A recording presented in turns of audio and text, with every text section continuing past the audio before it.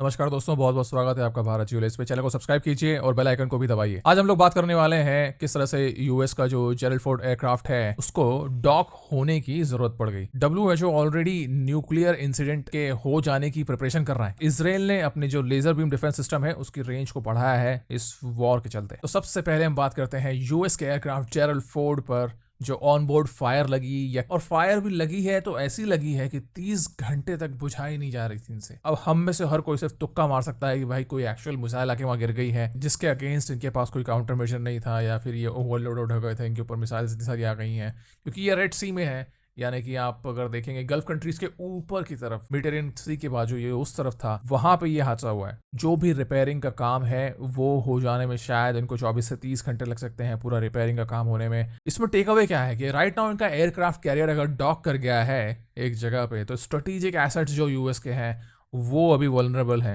क्योंकि समझ लो कि एक अभी स्टैंड बाय मोड में चला गया है 24 से 30 घंटे के लिए। फिर यूएस मिलिट्री इसी बात को देखते हुए थोड़ी सी हाई अलर्ट मोड पर भी है कि हमारे साथ है, हाँ एक तरफ से ये अगर हमारा इवेंट हो गया है तो हमको थोड़ी सी एक्स्ट्रा प्रोटेक्शन रखनी है। इसमें टाइमिंग जरूर हमें सस्पिशियस लग रही है थोड़ी सी कि यार इन्होंने डॉक कर दिया, या ये फेक न्यूज है या फिर ये रियल न्यूज है, या फिर ईरान को भ्रमित करने के लिए ये न्यूज फैलाई जा रही है। ईरान, इसराइल और यूएस का जो कॉन्फ्लिक्ट चल रहा है इसमें काफी एस्केलेशन एक के बाद एक बढ़ती ही चली जा रही है। यूएस अपनी मिलिट्री को यहाँ पे डायरेक्टली इन्वॉल्व करने की सोच रहा है। आपको पता होगा खार्ग आइलैंड में यूएस ने अपने मरीन्स को डिप्लॉय करने के लिए एक तरह से हरी झंडी दे दी है, और अगर डिप्लॉयमेंट हो जाती है तो ईरान ने क्या उसके लिए काउंटर प्रिपरेशन कर रखी है, ये अब तो देखने वाली चीज होगी। एक बहुत ही बड़ी अपडेट यहाँ पे ये आ रही है कि आईडीएफ ने जो ईरान का इंटेलिजेंस चीफ था उसको मार गिराया है। जैसा कि हम देख सकते हैं कि due to Hezbollah's activities and the transfer of terrorist elements into southern Lebanon under the protection of civilian population, the IDF is compelled to conduct a broad and precise targeting of Hezbollah's terror activities, IDF Arabic spokesperson अविचय अदरई ने बात कही है। तो इन्हीं strikes के दौरान IDF ने Iran के इंटेलिजेंस चीफ का गेम कर दिया है। अब इनके नंबर तो लगे रहते हैं, नाम बदलते आ रहे हैं, बट रोज ये सुनने में मिल रहा है कि ये इस पर्टिकुलर डिपार्टमेंट का चीफ चला गया, उस पर्टिकुलर डिपार्टमेंट का चीफ चला गया, आईआरजीसी का चीफ चला गया। और इन्हीं सब देशों की कॉन्फ्लिक्ट के बीच में इंडिया अभी एक बहुत ही क्रूशियल डिप्लोमेटिक रोल प्ले कर रहा है। एमईए के स्पोक्स पर्सन रणधीर जायसवाल जी ने कंफर्म किया है कि इंडिया ब्रिक्स कंट्रीज के बीच में एक्टिवली डिस्कशन फैसिलिटेट कर रहा है ताकि वेस्ट एशिया पर एक जॉइंट पोजीशन निकले सबकी, भाई एक मत होकर सब बाहर आए। लेकिन यहाँ पे प्रॉब्लम ये है कि ब्रिक्स खुद डिवाइडेड है। यहाँ पे ईरान भी मेंबर है उसका, यूएई भी क्लोज पार्टनर है। हालांकि नाम हमने उसका ब्रिक्स रखा हुआ है, बट ये एडिशनल उसके मेंबर्स भी तो हैं। रशिया का अपना एक स्टैंस है और चाइना का भी एक अलग जियोपॉलिटिकल इंटरेस्ट है उसके अंदर। तो हमारी अप्रोच यहाँ पर ये है कि न्यूट्रल रहकर मिडिल ईस्ट का एक ग्राउंड क्रिएट करो जिससे एस्केलेशन थोड़ी सी कम हो, डायलॉग थोड़ा सा आगे बढ़े, कि हाँ बातचीत में कुछ रास्ता निकले। क्योंकि ये इंडिया की एक थोड़ी सी जो विश्व गुरु वाली जो डिप्लोमेसी है उसको स्ट्रेंथन करता है कि यार हमेशा इंडिया पीस की बात करता है, लोगों के बीच बोलता है चलो यार थोड़ा सा बातचीत कर लो, बहुत हो गई मार कुटाई। यहाँ पे हमारा टेक अवे ये है कि इंडिया एक ग्लोबल मीडिएटर के रूप में निकल के आ सकता है, क्योंकि इंडिया यूएस से भी बात कर सकता है, इजराइल से भी बात कर सकता है, ईरान से भी बात कर सकता है। जब से ये युद्ध शुरू हुआ है इजराइल, ईरान और यूएस वाला, तब से अपना जो नया डिफेंस सिस्टम है वो इजराइल ने एक्टिवेट कर दिया था। ठीक है, वो लेजर की लाइट इतनी हाई किलोवाट वाली जो लेजर वो आती हुई इनकमिंग मिसाइल्स पे मारती है कि वो हवा में ही जल जाती है। Next generation high laser weapon है ये जो इजराइल ने डेवलप किया है। और रिसेंटली सुनने में ये आया है कि पहले तो ये 70 मीटर के आसपास ये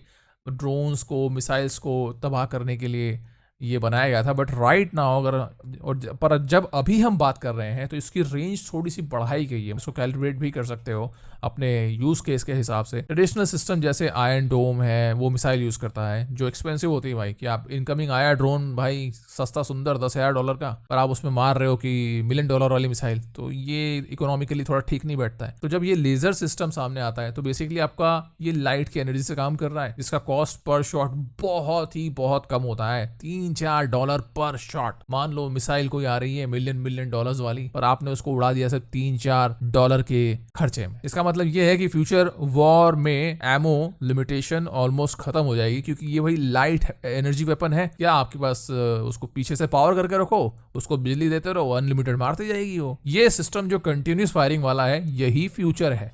डिफेंस का और ऑफेंस का मान लो फुल्ली ऑपरेशनल हो जाता है, मतलब सारी चीजें बाकी हो जाती हैं और ये फुल्ली ऑपरेशनल हो जाता है, बाकी चीजों को अगर फेज आउट करके इसको फुल्ली ऑपरेशन कर दिया अगर इसराइल ने, तो समझो कि इसराइल डिफेंस की दुनिया में बहुत बड़ी एडवांटेज पालेगा। तो यहाँ पे हमारा टेक अवे ये है कि वॉरफेयर जो है ना आजकल वो मिसाइल से थोड़ा लेजर की तरफ शिफ्ट होती हुई दिख रही है। बिल्कुल ये एक कनेक्शन पॉइंट है कि अब आप मिसाइल्स को डिस्ट्रॉय करने के लिए मिसाइल नहीं छोड़ रहे हो, मिसाइल को डिस्ट्रॉय करने के लिए आप लेजर छोड़ रहे हो। फ्यूचर में सबसे ज्यादा जो वॉर्स होंगी वो ओनली टेक ड्रिवन होने वाली हैं, जैसा कि हम देख ही रहे हैं, drones and all of this. Middle east situation को देखते हुए न्यूक्लियर इंसिडेंट के लिए प्रिपरेशन चल रही है। ये डायरेक्ट वार्निंग है। WHO की सीनियर ऑफिशियल ने ओपनली बोला है कि मिडिल ईस्ट सिचुएशन को देखते हुए न्यूक्लियर इंसिडेंट के लिए प्रिपरेशन चल रही है। थोड़ा सा सॉफ्ट कॉर्नर WHO का तो है ही अमेरिका वाला, ये तो हम सब जानते हैं, बट फिर भी वो न्यूक्लियर इंसिडेंट के लिए प्रिपरेशन कर रहा है। अब ये शायद एक पॉस्चरिंग भी हो सकती है, ये एक